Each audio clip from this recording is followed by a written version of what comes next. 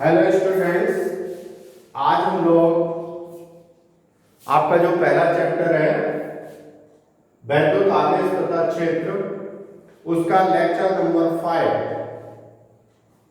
का डिस्कशन करेंगे, जिसमें ये आपका एनसीईआरटी का टॉपिक है सतत आवेश वितरण, कंटिन्यूअस चार्ज डिस्ट्रीब्यूशन। अभी तक जो आपने पढ़ा है वो क्या पढ़ा था कि कूलाम का लॉ आपने पढ़ा था, जिसमें क्या होता था कि दो बिंदु आवेश होते थे और उनके बीच लगने वाला बल आप फटाक से निकाल देते थे कूलाम के रूल से। लेकिन अब यहाँ पर क्या है कि अगर एक या दो बिंदु आवेश नहीं है, बल्कि आवेश जो है वो पूरी तरह डिस्ट्रीब्यूट है, कई आवेश है छोटे छोटे, उनको मिला करके पूरी रॉड पर या किसी भी पृष्ठ पर आवेश डिस्ट्रीब्यूट है, तो उसके लिए हम लोग डिस्कशन करेंगे। तो इसको हम 3 हिस्सों में बांट के अध्ययन करेंगे। इसमें पहला पॉइंट आएगा आपका रेखीय आवेश, रेखीय आवेश वितरण,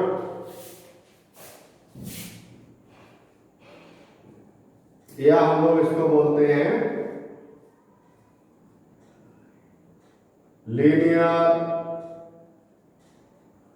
चार्ज डिस्ट्रीब्यूशन।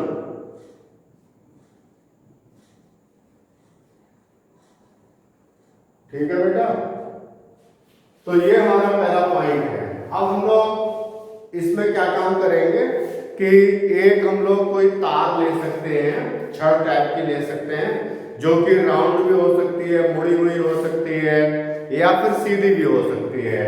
देखिए इस तरीके से हम लोग, मान लीजिए हमने ये कोई छड़ ले ली, ये मैं सीधी छड़ बना रहा हूं, आप चाहें तो तिरछी भी ले सकते हैं, और इस छड़ पर प्लस प्लस चार्ज इस तरीके से डिस्ट्रीब्यूट है।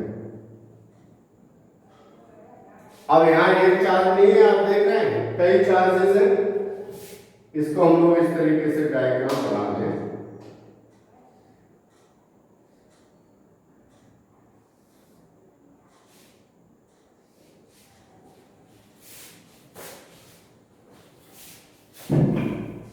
मान लीजिए ये पॉइंट O है और इस पॉइंट O से इसमें है क्या कि बहुत सारे चार्जेस हैं। इस पूरी छड़ की लंबाई L है। मान लिया हमने कोई एक चार्ज ले लिया, ये इतना छोटा सा, ये छोटा सा चार्ज है, इसकी वैल्यू है dq, और पूरे पर जो चार्ज है वो कुल मिला के q है। हम dq जानते हो क्यों कह रहे हैं? क्योंकि ये बहुत छोटा सा चार्ज है और ये है कितने हिस्से पर? पूरी छड़ की लंबाई तो L है, लेकिन ये जो जितने हिस्से पर है उसकी लंबाई है dl। कितनी मान ली हम लोगों ने? dl। इसकी यहां से मान लीजिएगा ये डिस्टेंस वेक्टर r1 है, और यहां पर कोई एक बिंदु P रखा है भाई। इस बिंदु P पर हमें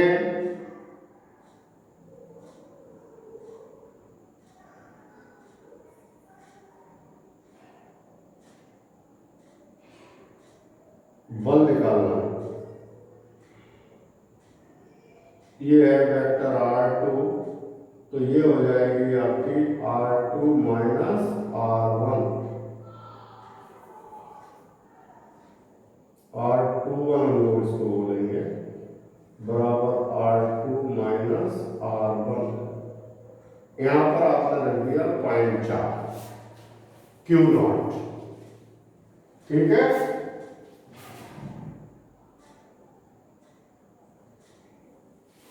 ये पोजीशन है भाई, इसको हम लोग इस तरीके से बोल रहे हैं। अब देखो, आप अंतर समझो किसमें, जो हमने आपको कूलाम का रूल बताया था ना, उसमें और इसमें। वहां पर क्या होता था, एक चार्ज होता था, अब यहाँ पे एक चाहता है कि ये भी है, ये भी है, ये भी है, और ये कंटिन्यूअस डिस्ट्रीब्यूशन है, यानी लगातार सतत रूप से बटा हुआ है। अब हम लोग कर क्या है कि इसमें से हमने ये मान लिया कि कोई सा भी एक चार्ज ले लिया dq, और वो ये मान लिया कि पूरी छड़ की लंबाई तो l है, लेकिन वो इतने से हिस्से में है, बस इस हिस्से को हमने कह दिया dl। किसमें है ये? dl। और चार्ज कितना है? dq। और ये परीक्षण आवेश है, वही बिंदु आवेश, जिसको हम लोग कहते हैं q नॉट।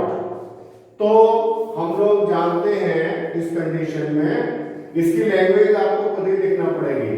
कैसे?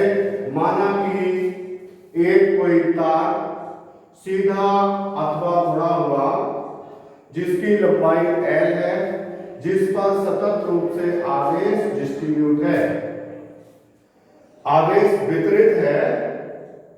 माना कि इस छड़ के छोटे से हिस्से dl पर आवेश की मात्रा dq है, तब आवेश का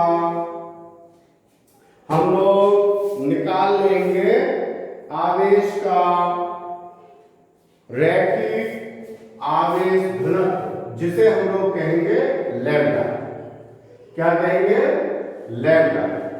रैखिक आवेश घनत्व, जिसे हम लोग लैम्डा कहते हैं। उस लैम्डा की वैल्यू निकाल लेंगे यहां से, ठीक है नहीं, और इसमें वैल्यू पुट कर देंगे तो हम लोग कूलॉम के रूल से निकाल सकते हैं। ये तो था मौखिक आइडिया। अब मैं आपको इसका पूरा डिटेल में बता रहा हूं, ठीक है नहीं। तो आप चाहे तो लिख लें आवेश dq के कारण प्लस परीक्षण आवेश q नॉट पर, पहले यहां लिखे ऐसे, कूलॉम के नियम से क्या आवेश dq, कौन सा है dq? ये आवेश dq के कारण लगने वाला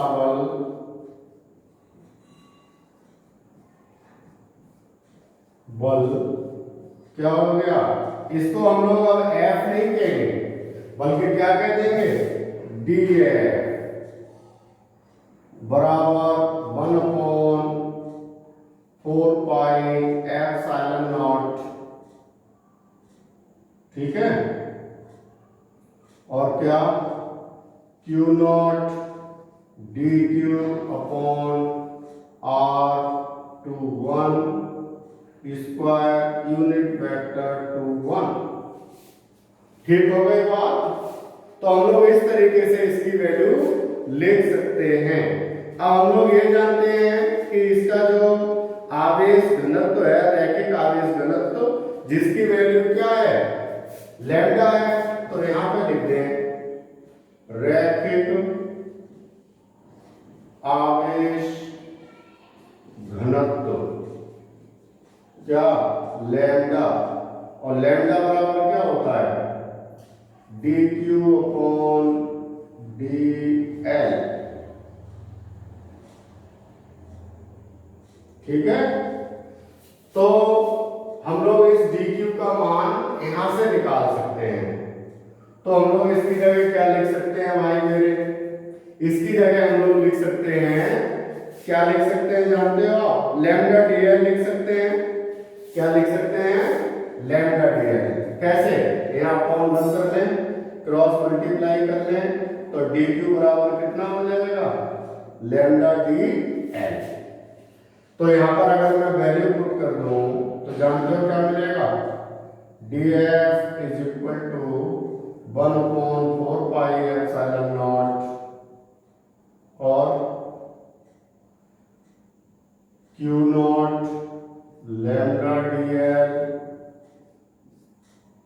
अपॉन r/1 स्क्वायर और यूनिट वेक्टर टू 1। ये कंडीशन आई। ये काय के लिए निकाला है आपने? इतने से हिस्से को, और हमें काय का निकालना है? इस पूरी छड़ के लिए।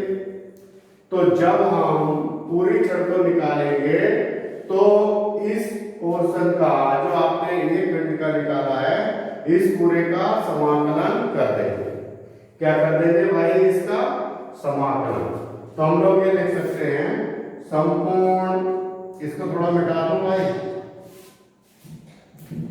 संपूर्ण छड़ के लिए। ठीक है, संपूर्ण छड़ के लिए लगने वाले बल का मान क्या हो जाएगा? F इज इक्वल टू क्या? ये dF की जगह हमने क्या लिखा है? F। अब इसमें जो कॉमन टर्म है उसको हम चाहें तो ले सकते हैं, या फिर डायरेक्ट पहले लिख दूं, दो लाइन पे लिखना पड़ेगा तो लिख ही लूं, या कॉमन टर्म को आगे ले लूं तो क्या लिखूंगा? Q naught upon 4 pi epsilon naught integral of L। ये क्या लगाया है हमने, जानते हो? ये बेटा इंटीग्रल का निशान है, इसे हम लोग कहते हैं समाकलन। ये आपने पढ़ा था पिछली बार भी, हमने आपको बताया था। इसे क्या कहते हैं? समाकलन कहते हैं। क्या कहते हैं? समाकलन। तो यहां पर फिर क्या चीज बची? ये समाकलन का निशान है। तो बताओ क्या बचा? लैम्डा बचा, और ये बचा यूनिट वेक्टर 2 1 और dl अपॉन r।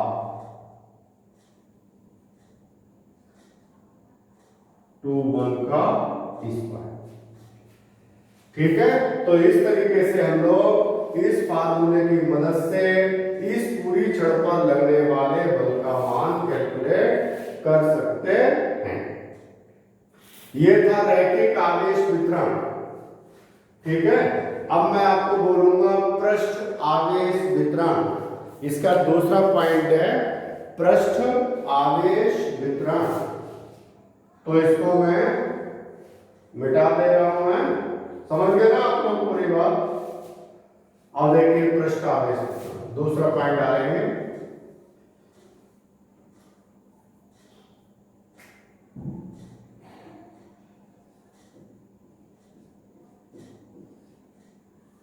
पृष्ठ आवेश वितरण, और इसे हम लोग कहते हैं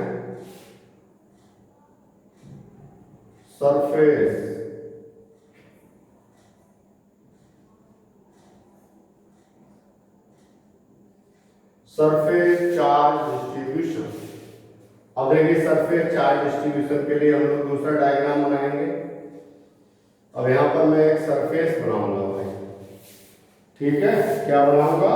सरफेस। देखिए सरफेस इस तरीके का बना ले रहा हूं।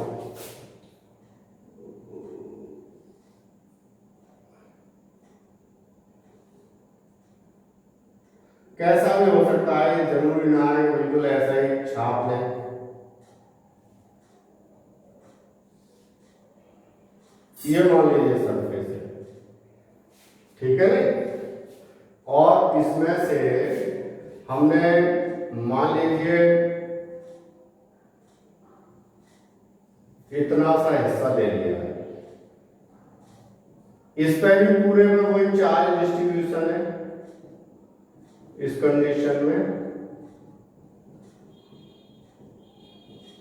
बहुत सारे प्लस चार्जेस इस पर डिस्ट्रीब्यूट हैं।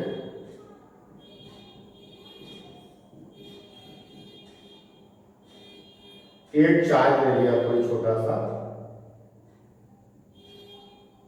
इस पूरे को हम लोग कह रहे हैं सिग्मा है ये।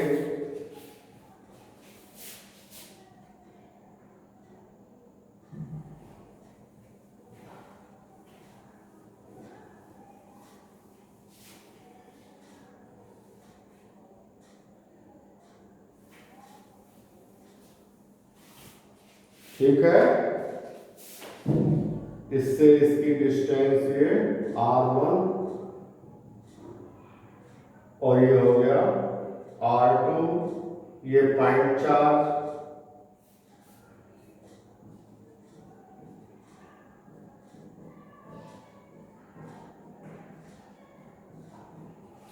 इस तरीके से देखिए कंडीशन है। इसकी अगर आप चाहें तो लैंग्वेज में यही सब बातें लिख सकते हैं कि यदि किसी पृष्ठ पर आवेश समान रूप से वितरित है, यदि आवेश के पृष्ठ घनत्व को हम सिग्मा से डिस्ट्रीब्यूट, इसकी सरफेस है ना, इसको हम लोग एस कह दे रहे हैं, और ये जो आप ले रहे हो इसको हम लोग कह रहे हैं आवेश का पृष्ठ आवेश घनत्व, जिसे हम लोग प्रदर्शित कर रहे हैं सिग्मा से।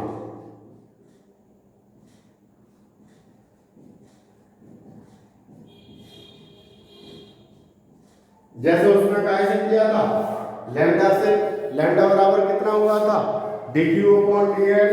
ऐसे इसमें जो सिग्मा है वो हो जाएगा सिग्मा बराबर ds अपॉन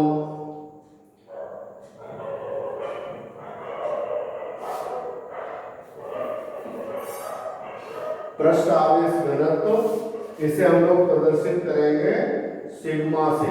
कैसे प्रदर्शित करेंगे हम लोग इसको, सिग्मा से, और सिग्मा बराबर हो जाएगा dq अपॉन ds।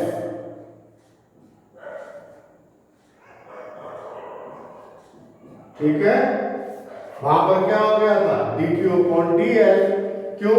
क्योंकि आपने dl लंबाई ले ली थी, और यहां पर ये क्या ले रहे हैं आप, ds क्षेत्रफल ले रहे हैं इतना सा। तो भाई क्या हुआ, देखो बिल्कुल उसी तरह हम लोग को करना है जैसे उसमें करा था। अब पहले इसकी आप लैंग्वेज सुन लें। माना कि कोई एक पृष्ठ जिसे हम ऐसे प्रदर्शित कर रहे हैं लिया है, इस पृष्ठ पर ये जो चार्ज है वो सतत रूप से वितरित है। इस पृष्ठ पर जो चार्ज सतत रूप से वितरित है, उसमें से कोई छोटा सा पॉइंट चार्ज ले लिया, बहुत छोटा, जिसे हम लोग ds कह रहे हैं। इस ds की परीक्षण आवेश q0 से जो डिस्टेंस है वो r21 है, जिसे हम r2 माइनस r1 कहते हैं। ये डिस्टेंस r1 वेक्टर, ये डिस्टेंस r2 वेक्टर, तो ये हो गई r21 r2 minus r1, last minus पहली। ये इसका पृष्ठ आवेश घनत्व कहलाता है सिग्मा, जिसे हम लोग dq अपॉन ds कहते हैं। तो वही कूलॉम के नियम से आवेश dq के कारण लगने वाला बल क्या हो जाएगा भाई,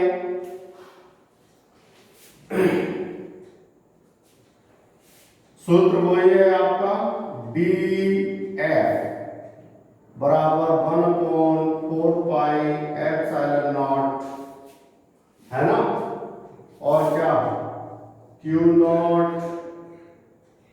dq upon r21 square unit vector 21। ठीक है बेटा, सेम बिल्कुल उसी तरह है। अब हम लोग क्या काम करेंगे कि इसको अपॉन 1 कर ले, क्रॉस मल्टीप्लाई कर ले, तो dq बराबर कितना हो जाएगा, सिग्मा ds। तो हम लोग उसी तरह यहां पर भी वैल्यू रख देंगे, तो फिर ये हो गया df is equal to 1/4 pi epsilon naught, और कितना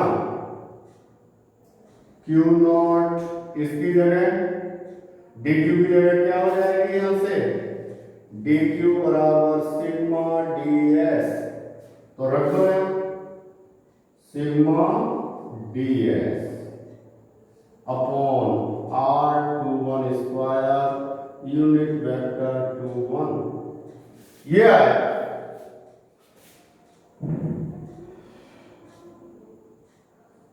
अब ये कितने से हिस्से के लिए है जानते हो आप, ये ds पूरा एक वर्ड है इतना सा, जो यहाँ पे dq चार्ज था उसके लिए जो पृष्ठ क्षेत्रफल है वो ds है, तो ये तो आया इतने से हिस्से के लिए। ठीक है, अब हम निकालना चाहते हैं पूरे पृष्ठ के लिए। जब हम पूरे पृष्ठ को निकालना चाहेंगे तो इस पूरे का क्या कर देंगे, इंटीग्रल, जैसे पीछे किया था। तो पूरे पृष्ठ के लिए, या फिर हम लिख सकते हैं संपूर्ण पृष्ठ के लिए बल,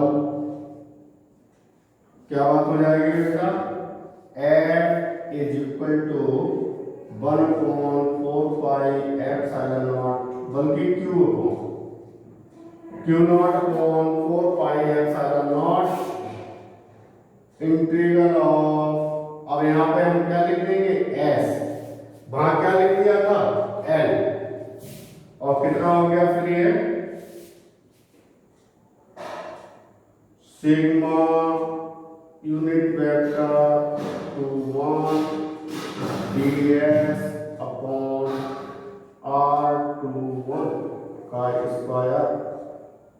ठीक है, तो इसकी मदद से हम लोग पृष्ठ आवेश वितरण के लिए लगने वाले बल का मान कैलकुलेट कर सकते हैं।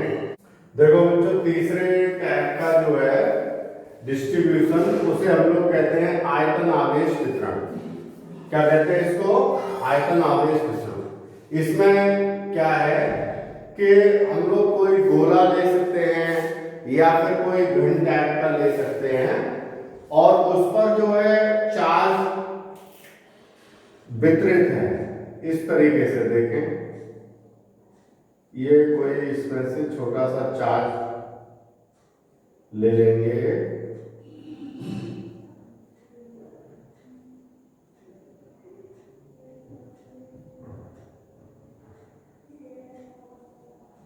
इस तरीके से।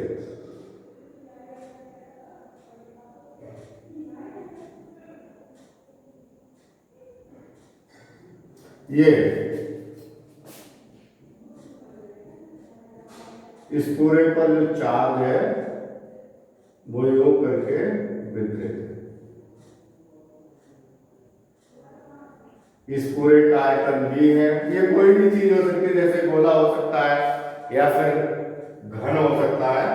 तो इसमें से ये हमने छोटा सा चार्ज पार्टिकल ले लिया, इसको हम लोग dv कह देते हैं। ये पूरा b है और ये dv है, और इसको हम लोग कह देंगे वेक्टर r1, इसको कह देंगे वेक्टर r2।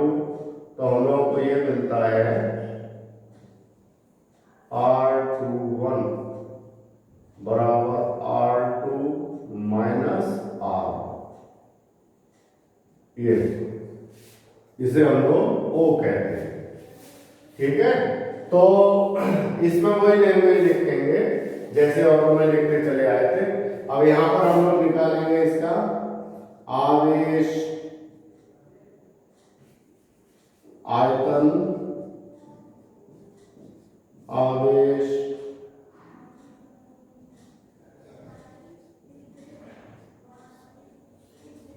घनत्व, और इसे हम प्रदर्शित करेंगे। ये वास्तव में क्या होता है, ये हमने आपको बताया था कि इसे हम लोग कहते हैं आवेश अपॉन वॉल्यूम, है ना। इसे कहते हैं आयतन आवेश घनत्व। तो इसे रो से प्रदर्शित करते हैं। रो बराबर होता है dq अपॉन d।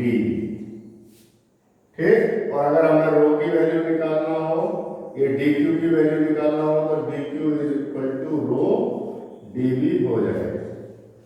तो जैसे आपने पीछे के दोनों टॉपिक करे थे, सेम उसी तरीके से चार्ज पार्टिकल ये वाला, इसकी वजह से लगने वाला बल 1/4 एप्सिलॉन नॉट, और Q नॉट, यहाँ पर Q नॉट था 0.4,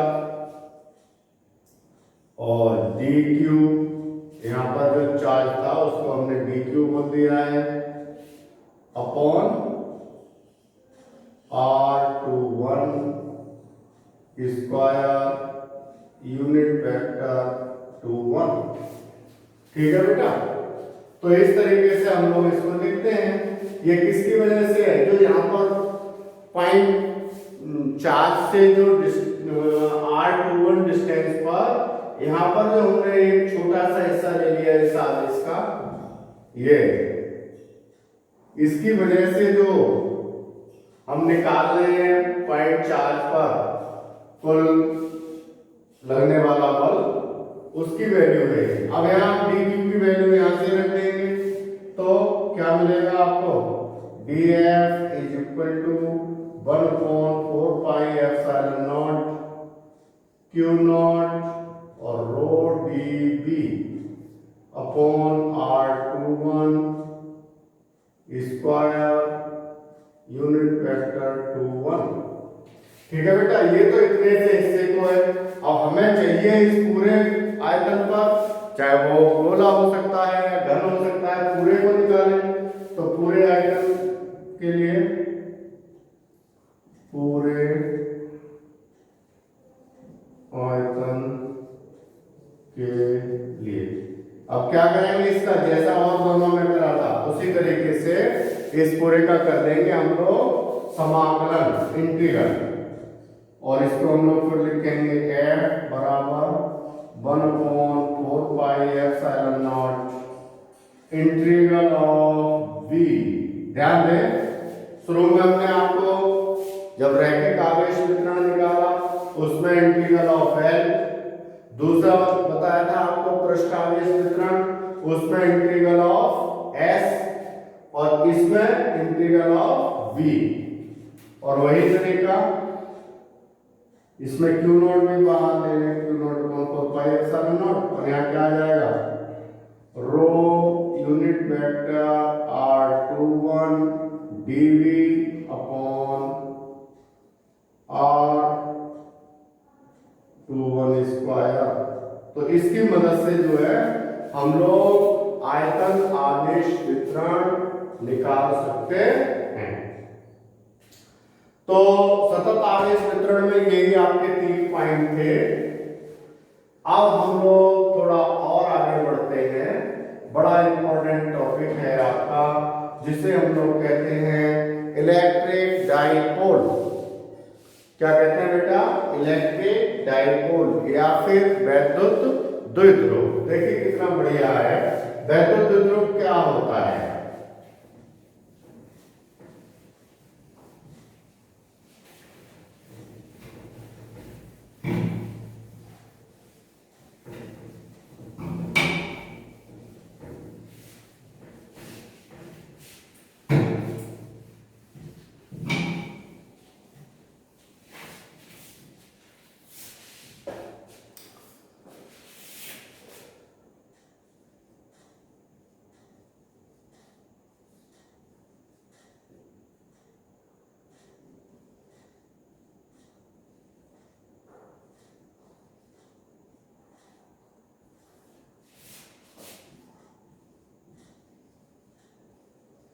इलेक्ट्रिक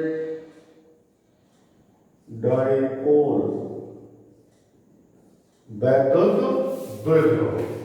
देखिएगा वैद्युत द्विध्रुव क्या होता है भाई। कहते हैं वैद्युत द्विध्रुव वह निकाय है, वह सिस्टम है जिसमें कि दो बराबर किंतु विपरीत प्रकार के आवेश एक दूसरे से अल्प दूरी 2l पर जुड़े रहते हैं। एक ऐसा सिस्टम या निकाय जिसमें कि दो बराबर किंतु विपरीत प्रकार के आवेश एक दूसरे से अल्प दूरी पर जुड़े रहते हैं, तो उस निकाय को हम लोग वैद्युत द्विध्रुव कहते हैं। इसी में एक चीज और आती है कि वैद्युत द्विध्रुव में बराबर और विपरीत प्रकार के आवेश होते हैं, तो इसको हम लोग, इसी में आता है वैद्युत द्विध्रुव आघूर्ण, इलेक्ट्रिक डाइपोल मूवमेंट। वैद्युत द्विध्रुव आघूर्ण क्या होता है कि इसी का है वो, उसमें क्या होता है, जिसमें इसकी परिभाषा हम लोग बोल सकते हैं कि कोई भी एक आवेश तथा दोनों आवेशों के बीच की दूरी के गुणनफल को उस द्विध्रुव का आघूर्ण कहते हैं। जिसे हम स्मॉल p से प्रदर्शित करते हैं। तो पहले तो मैं आपको वैद्युत द्विध्रुव बनाऊं, देखो इस टाइप का होता है।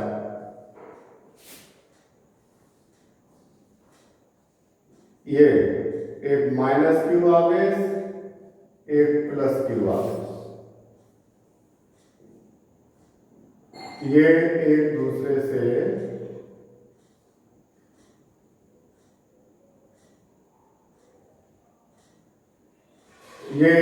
से कितनी दूरी पर जुड़े हैं? 2l।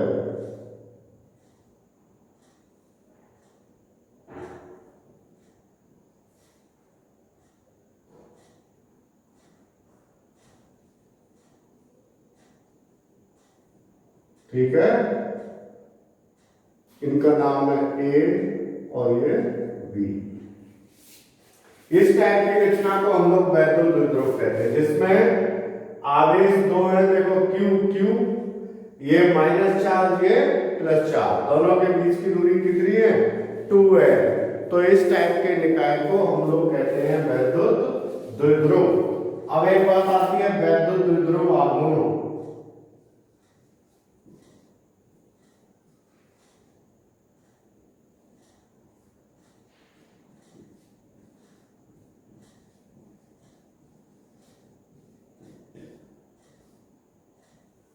वैद्युत द्विध्रुव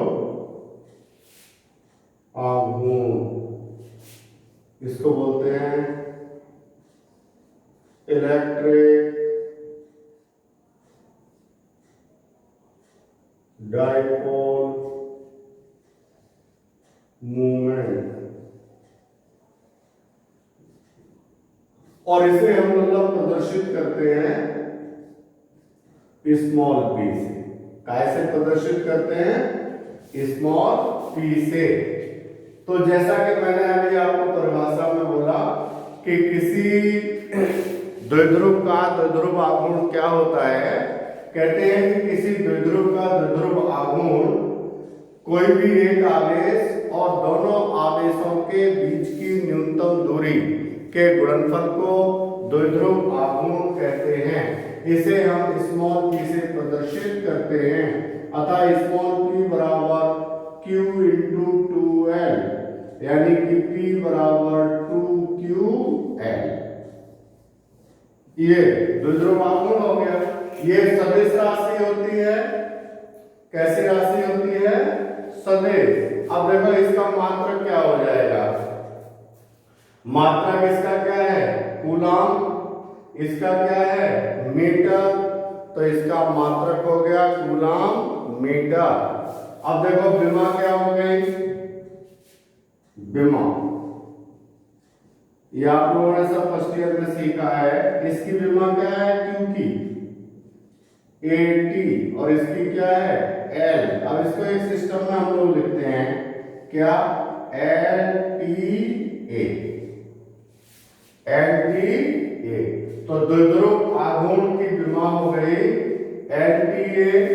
ये सदिश राशि है, ठीक है, और इसका मात्रक हो गया कूलम मीटर। ठीक, अब मैं इसके उदाहरण बता रहा हूं, जैसे CH4, HCl, ये सब द्विध्रुव आघूर्ण है, ठीक है नहीं?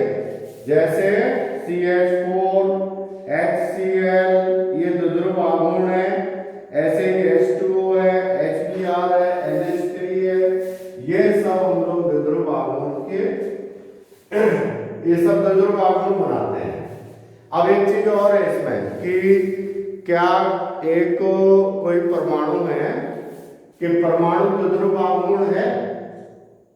तो अगर परमाणु को हम लोग ऐसे देखेंगे तो वह द्विध्रुव आघूर्ण नहीं है, किंतु यदि हम उस परमाणु को कहीं इलेक्ट्रिक फील्ड में रखते हैं, वैद्युत क्षेत्र में रखते हैं, तो वह परमाणु द्विध्रुव आघूर्ण बन जाता है। जानते हो क्यों? वो इसलिए बन जाता है क्योंकि उसमें जो धन और ऋण आवेश होता है वो एक दूसरे से दूर हट जाते हैं। किधर हट जाते हैं? एक दूसरे से दूर हट जाते हैं, इसीलिए वो वैद्युत द्विध्रुव आघूर्ण बन जाता है। कब?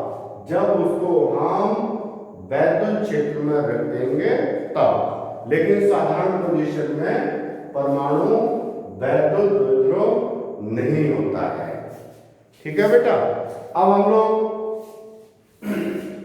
इससे वैद्युत द्विध्रुव के कारण वैद्युत क्षेत्र की तीव्रता निकालेंगे किसी भी बिंदु पर, और वो वैद्युत क्षेत्र की तीव्रता निकालने के लिए हम लोग 2-3 विधियों का यूज करेंगे। तो आप अगला हेडिंग डालें, वैद्युत द्विध्रुव के कारण किसी बिंदु पर वैद्युत क्षेत्र की तीव्रता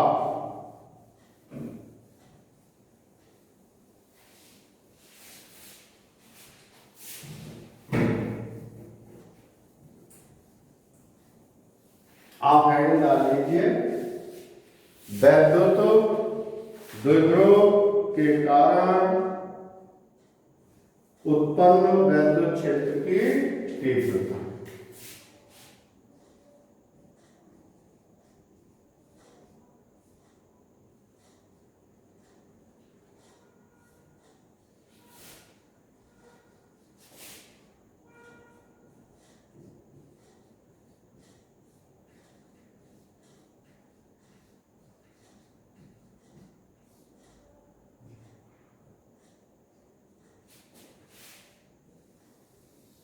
वैद्युत द्विध्रुव के कारण उत्पन्न वैद्युत क्षेत्र की तीव्रता। अब देखो भाई, इस पॉइंट को हम लोग, वैसे तो मोस्टली तो इसकी 2 ही विधियां हैं। एक तो हम लोग इसकी अक्षीय स्थिति में निकाल लेते हैं और एक निकाल लेते हैं इसकी निरक्षीय स्थिति में। एक और पॉइंट दे रखा होता है किसी किसी किताब में कि किसी भी बिंदु पर हम लोग वैद्युत क्षेत्र की तीव्रता निकालेंगे। तो सबसे पहला पॉइंट हम लोग इसमें अध्ययन करेंगे आज के लेक्चर में, इसकी अक्षीय स्थिति में। ठीक है। तो वैद्युत द्विध्रुव के कारण इसकी अक्षीय स्थिति में किसी बिंदु पर वैद्युत क्षेत्र की तीव्रता के लिए व्यंजक, ये आपके बोर्ड के हिसाब से इंपॉर्टेंट क्वेश्चन है, इसका डेरिवेशन आता है एग्जाम में। तो आपको हेडिंग डाल लिया। अब इसमें छोटा हेडिंग है, अक्षीय स्थिति में, अक्षीय स्थिति को अंग्रेजी में लिख दूं, चलो बात में लिख दूंगा, अक्षीय स्थिति में वैद्युत द्विध्रुव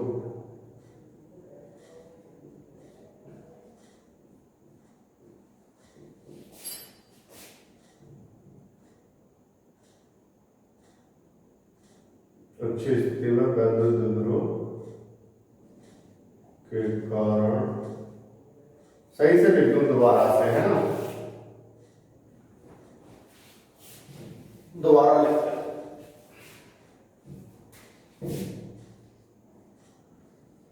वैद्युत द्विध्रुव की अक्षीय स्थिति में वैद्युत क्षेत्र की तीव्रता।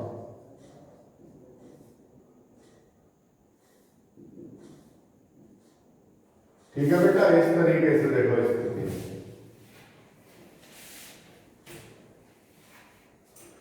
अब देखिए हम लोग क्या काम करेंगे। सबसे पहले वही है हम लोगों का तरीका कि एक वैद्युत द्विध्रुव बना लें।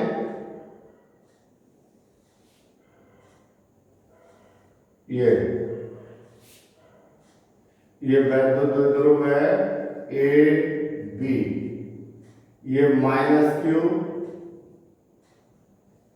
और +q आवेशों से मिलकर बना है। इनके बीच की दूरी 2l है। ये पूरी कितनी है 2l, तो यहां से यहां तक की l हो गई, ये बिंदु O है, और फिर ये यहां से यहां तक की भी l हो गई। अब इसकी अक्षीय स्थिति में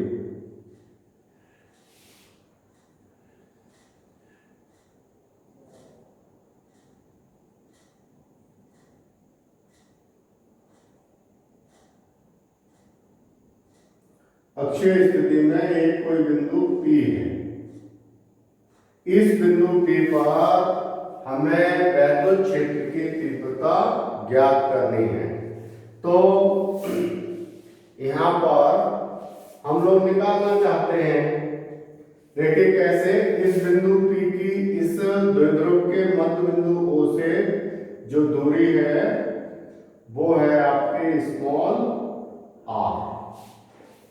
ठीक है बेटा, हमने आपको बताया था बिंदु आवेश के कारण वैद्युत क्षेत्र की तीव्रता का व्यंजक क्या होता था, E बराबर 1/4 पाई एप्सिलॉन नॉट और Q अपॉन R स्क्वायर।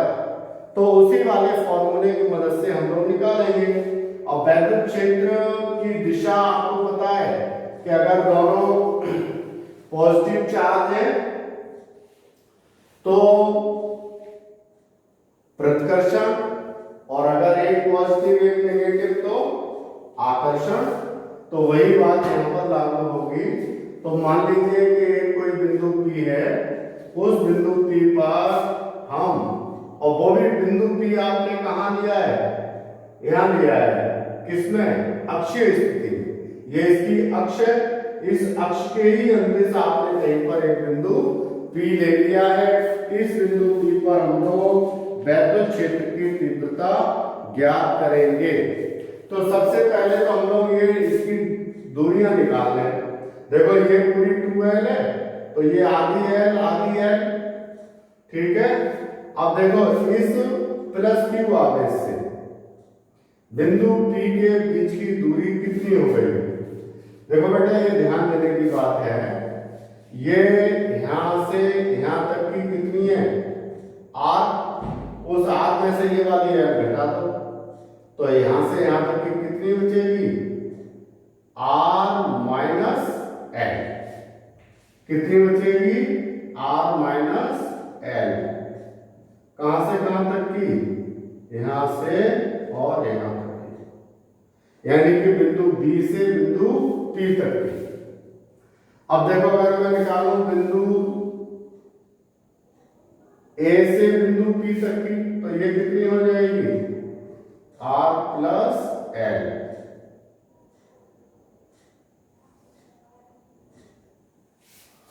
ठीक है, अब हम लोगों का काफी काम सॉल्व हो गया। अब देखो इसकी डायरेक्शन हम लोग निकालना चाहते हैं। ये पॉजिटिव चार्ज है, हमें बिंदु P पर निकालना है वैद्युत क्षेत्र की तीव्रता। तो इसकी डायरेक्शन इस साइड में होगी। मान लिया इसकी वैल्यू E1 है, और इधर को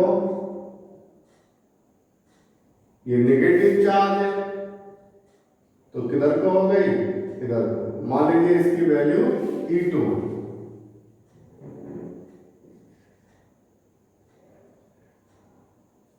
ठीक है, तो इस तरीके से हम लोग E1 और E2 का वैल्यू निकालेंगे अभी।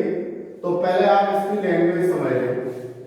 क्या लिखेंगे, माना कि एक वैद्युत द्विध्रुव जो कि -Q और +Q आवेशों से मिलकर बना हुआ है, किसी ऐसे माध्यम में रखा है जिसका परावैद्युतांक K है। इस वैद्युत द्विध्रुव को हम लोग AB कहते हैं। दोनों आवेशों के बीच की दूरी 2l है। इसका मध्य बिंदु O है। मध्य बिंदु O से स्मॉल r दूरी पर एक बिंदु P है, जिस पर हमें वैद्युत क्षेत्र की तीव्रता ज्ञात करनी है। तो ये मान लिया कि +Q आवेश के कारण वैद्युत क्षेत्र की तीव्रता E1 है। तथा माइनस क्यू आवेश के कारण वैद्युत क्षेत्र की तीव्रता E2 है। तब हम लोग इसमें निकालेंगे जो बिंदु आवेश के कारण हमने आपको वैद्युत क्षेत्र की तीव्रता बताई थी, उस वाले फॉर्मूले का यूज करेंगे। एक चीज और हम लोग ध्यान दे लें कि बिंदु B से बिंदु P तक के बीच की दूरी हो गई r माइनस एल, जबकि बिंदु A से बिंदु P तक के बीच की दूरी हो गई r प्लस एल। तो ये r माइनस एल और r प्लस एल की स्थितियों को हम लोगों ने नोट कर लिया है। अब देखो हम लोग पहले क्या निकालेंगे, E1, ठीक है, प्लस Q आवेश के कारण बिंदु P पर वैद्युत क्षेत्र की तीव्रता लिख लो यहाँ, प्लस Q, ये जो लैंग्वेज मैंने बोली है वो आप सब लिखेंगे जब डेरिवेशन करेंगे, प्लस Q आवेश के कारण बिंदु P पर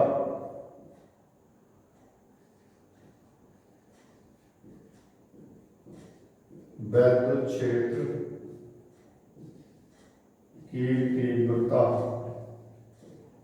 हमने बोला आपको E1 बराबर 1/4 पाई एप्सिलॉन नॉट K और Q अपॉन डिस्टेंस कितनी है यहां से r माइनस एल। वो ये सूत्र हम लोगों का पुराना E बराबर 1/4 pi epsilon naught Q upon r square newton प्रति कूलम, उसी से हम लोगों ने निकाला है E1 1/4 pi epsilon naught K Q upon r minus L whole square, ठीक है। अब इसकी डायरेक्शन की बात आई भाई, देखो ये पॉजिटिव चार्ज है, इससे डायरेक्शन आपको पता है अपवर्ड होती है, तो ये हो गई किस दिशा में, B से P की ओर, ये आप देख रहे हैं इस साइड में, तो यहाँ थोड़ी जगह कम हो रही है, आगे हम लोग लिख देंगे BP दिशा में, यहाँ लिख दे रहा हूं मैं B से P, BP दिशा में, ठीक है। इसमें बहुत गड़बड़ सी हो गई, चलो इतना ही रहे, तो ये तो आपने समझ ही लिया है ना, BP दिशा में।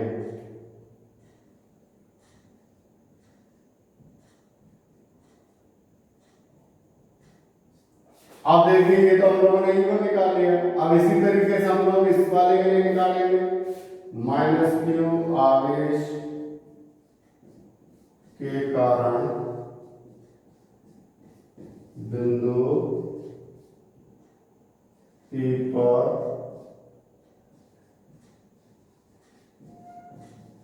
वैद्युत क्षेत्र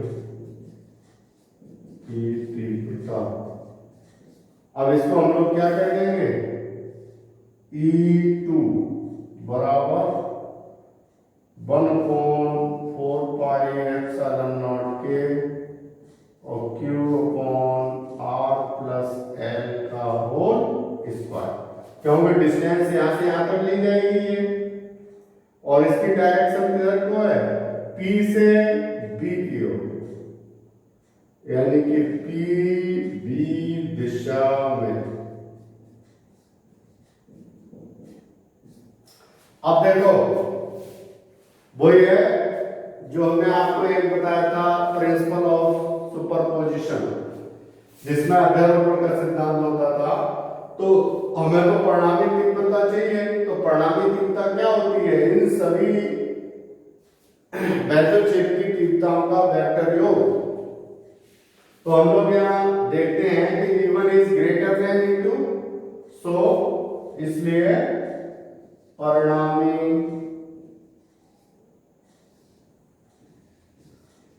तीव्रता कैपिटल E बराबर E1 माइनस E2, वैल्यू रखते हैं, इसके हम लोग क्या रखते हैं, वैल्यू, और वैल्यू रखने पर हम लोग को क्या मिलता है, देखो बच्चों, हम लोग परिणामी तीव्रता निकालेंगे। तो चूंकि E1 is greater than E2, तो परिणामी तीव्रता को हम लोग E से प्रदर्शित करेंगे, यानी E is equal to E1 minus E2। क्यों? क्योंकि E1 is greater than E2।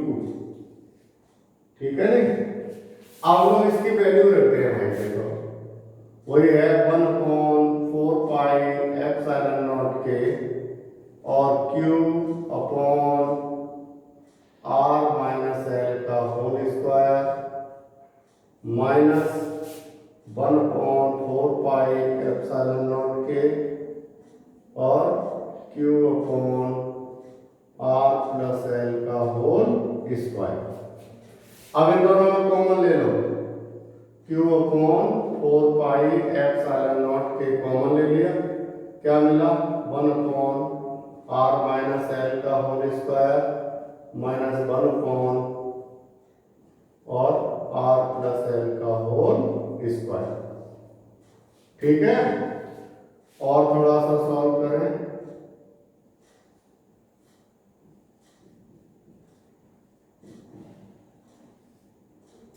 LCM ले लें, R square minus L square का होल स्क्वायर, तो क्या बचा? इधर बचा आर प्लस एल का होल स्क्वायर माइनस इधर क्या बचा?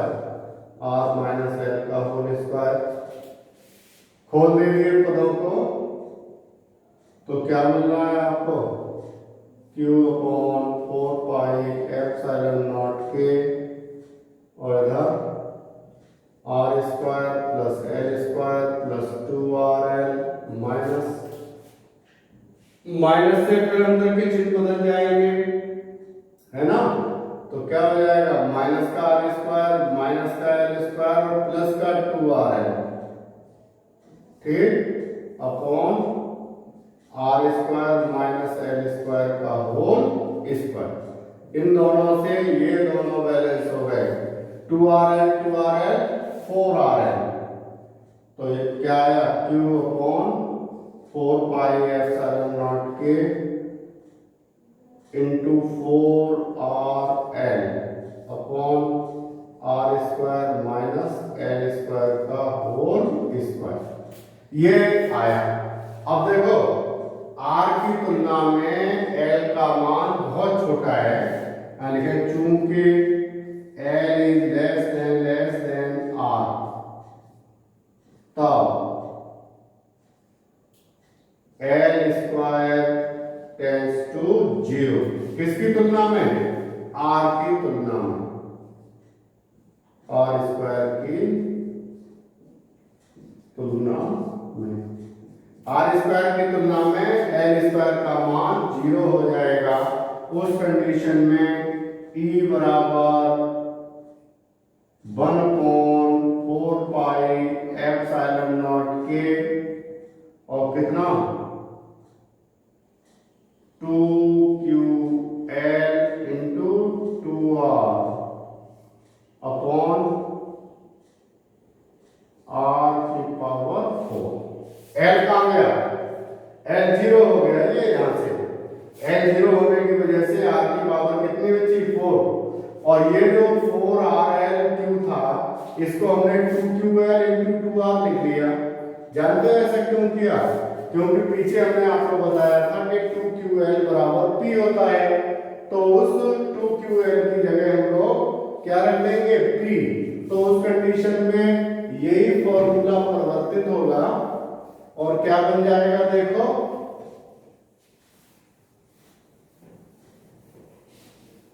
देखिए, इस तरीके से ये चेंज हो जाएगा।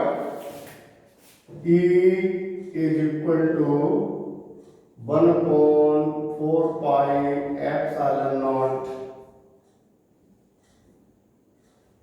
के 2PR। कहां से आ गए 2PR? 2J और 2QL की जगह P और R वैसा ही, और अपॉन R की पावर 4। अब देखो एक इस R से एक इसमें का R खत्म हो गया, तो क्या बचा? E बराबर 1/4 पाई एप्सिलॉन नॉट के और 2p अपॉन आर क्यूब कितना आया भाई। अब निर्वात अथवा वायु के लिए निर्वात अथवा वायु के लिए k इज इक्वल टू 1, तब क्या बात हो जाएगी, E is equal to 1/4 pi epsilon naught 2p upon R cube newton प्रति कूलम। तो इस तरीके से हम लोग इसकी वैल्यू कैलकुलेट कर सकते हैं। ये आपका अक्षीय स्थिति में है। इसी तरीके से अगला डेरिवेशन होगा, वो होगा आपका निरक्षीय स्थिति में। और एक और है कि किसी भी बिंदु पर वो ना अक्षीय है पूरी तरह, ना पूरी तरह निरक्षीय है, किसी भी बिंदु पर है, तो उससे ये दोनों डेरिवेशन भी दोबारा प्राप्त किए जा सकते हैं। तो आज के लेक्चर में बस इतना ही है। अगले लेक्चर में फिर हम आपको निरक्षीय स्थिति में वैद्युत क्षेत्र की तीव्रता और किसी भी बिंदु पर वैद्युत क्षेत्र की तीव्रता का डिस्कशन करेंगे। Thank you.